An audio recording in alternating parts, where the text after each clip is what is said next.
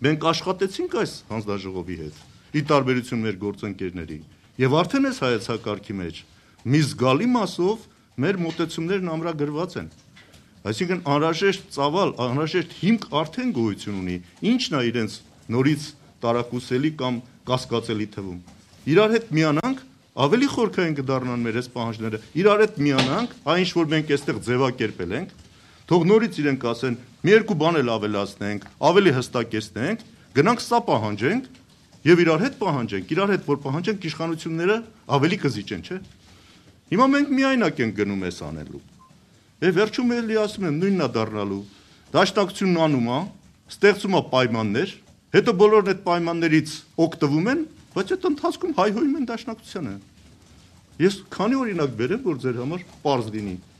Նույն ազգային ժողովի փոփոխությունները, ընդդիմության տեղերի մեծացում եւ այլ եւ այլ։ Հիմա ոչ ոք չի հիշում, որ այս նախագահները որ կան հանձնաժողովների, դաշնակցության առածն է։ Բայց մենք որ նախագահ ենք մնացել այն ժամանակ, մեզ ինչ ասես ասեցին։ Հիմա ոչ իշխանական ուժերից քանի նախագահ կա հանձնաժողովի, ոչ չեն խոսում։ Այսինքն լավ է, չէ՞, որ ճիշտ բան է կատարվում, բոլորն օգտվում են դրանից։